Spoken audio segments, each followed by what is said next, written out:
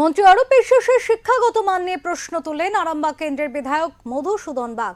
প্রসঙ্গত উল্লেখ্য, যুব ভারতীর ঘটনাকে কেন্দ্র করে পরিস্থিতি উত্তপ্ত হয়ে উঠতে ক্রীড়া মন্ত্রীর পদ থেকে সরে দাঁড়াতে চেয়ে মুখ্যমন্ত্রীকে চিঠি লেখেন অরূপ বিশ্বাস। শুক্রবার আরামবাগ বিধানসভা কেন্দ্রের বিধায়ক মধুসূদন বাগ ওঙ্কার বাংলার ক্যামেরার সামনে মুখ খোলেন।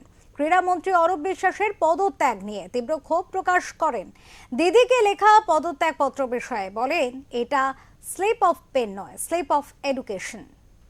ছাড়া কিছু নয়। আমি যদি বলি একজন মন্ত্রী তিনি তার পদত্যাগ করবেন, তার একটা লেটার হেড রয়েছে, সেটাতে তিনি না করে সাদা কাগজে করলেন। এটা পশ্চিমবঙ্গের মানুষকে কি তিনি বোকা ভাবছেন?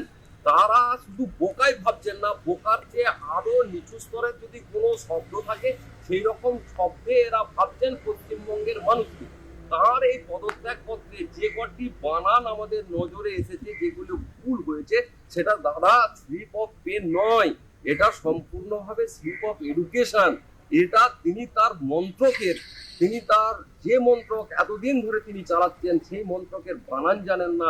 এটা হতে পারে না। তিনি পশ্চিমবঙ্গের মানুষকে অত্যন্ত নিম্ন পর্যায়ের বোকার চেয়ে অত্যন্ত অধমস্ত কোনো শব্দ দিয়ে তারা অভিহিত করতে চাইছেন, যার জন্যই এই ধরনের এই বক্তব্য এখানে উঠে এসেছে তার এই পদত্যাগ পত্র।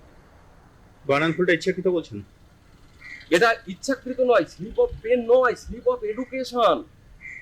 কারণ একজন মন্ত্রীর পিএ লিখে দিতে পারেন, তিনিও লিখতে পারেন, কিন্তু দেখার দায়িত্ব ছিল তার। যেহেতু সোশ্যাল মিডিয়ায় এটা আসবে সেটা তার জানা উচিত। সেই সোশ্যাল মিডিয়ায় আসার আগে তার একটু দেখে নেওয়া উচিত ছিল।